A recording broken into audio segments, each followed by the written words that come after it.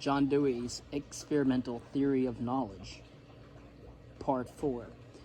From this excursion, I return in conclusion to a brief general characterization of those situations in which we are aware that things mean other things and are so critically aware of it that, in order to increase the probability of fulfillment and to decrease the chance of frustration, all possible pains are taken to regulate the meanings that attach to things. These situations define that type of knowing which we call scientific. There are things that claim to mean other experiences, in which the trait of meaning other objects is not discovered ab extra, and after the event, but is part of the thing itself. This trait of the thing is as realistic, as specific as any other part of its traits. It is therefore as open to inspection and determination as to its nature as is any other trait. Moreover, since it is upon this trait that assurance, as distinct from accident, of fulfillment depends, and a special interest in absorbing interest attaches to its determination. Hence, the scientific type of knowledge and its growing domination over other sorts. We employ meanings in all intentional constructions of experience, in all anticipations, whether artistic, utilitarian, or technological, social, or moral.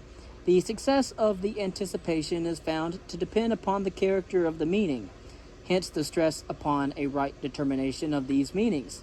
Since they are the instruments upon which fulfillment depends so far as that is controlled, or other than accidental, they become themselves objects of surpassing interest.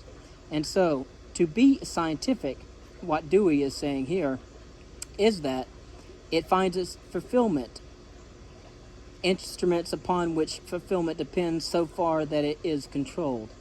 For all persons at some point, and sometimes, and for all one class of persons, scientists, at almost all times, the determination of the meanings employed in the control of fulfillments, of acting upon meanings, is central.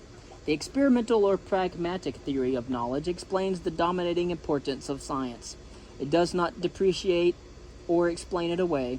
Possibly pragmatic writers are to blame for the tendency of their critics to assume that the practice they have in mind is utilitarian in some narrow sense, referring to some preconceived and inferior use, though I cannot recall any evidence for this admission. But what the pragmatic theory or experimental theory of knowledge has in mind is precisely the fact that all the affairs of life which need regulation, all values of all types, depend upon utilizations of meanings. Action is not to be limited to anything less than the carrying out of ideas, than the execution, whether strenuous or easeful, of meanings. Hence the surpassing importance which comes to attach to the careful, impartial construction of the meanings, and to their constant survey and resurvey with reference to their value, as evidenced by experiences of fulfillment and deviation. That truth denotes truths, that is, specific verifications, combinations of meanings and outcomes reflectively viewed, is, one may say, the central point of the experimental theory. Truth in general or in the abstract is just a name for an experienced relation among the things of experience. That sort of relation in which intents are retrospectively viewed from the standpoint of the fulfillment to which they secure through their own natural operation or incitement. Thus, the experimental theory of knowledge explains directly and simply the absolutistic tendency to translate concrete true things into the general relationship, truth, and then to hypostasize this abstraction into identity with real being, truth per se and in se, of which all transitory things and events, that is, all experienced realities, are only shadowy, futile approximations.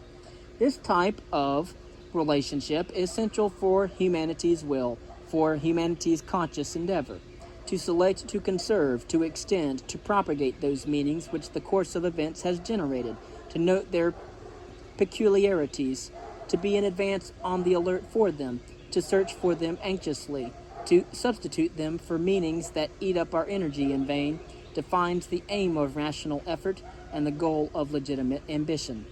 The absolutistic theory is the transfer of this moral or voluntary law of selective action into a quasi-physical, that is, metaphysical or beyond physical law of indiscriminate being.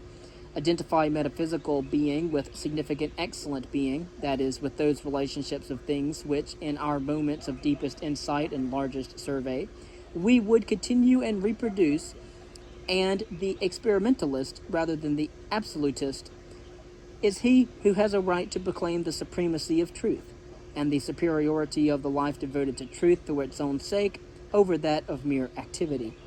But to read back into an order of things which exist without the participation of our reflection and aim, the quality which defines the purpose of our thought and endeavor, is at one and the same stroke to mythologize reality and to deprive the life of thoughtful endeavor of its ground for being.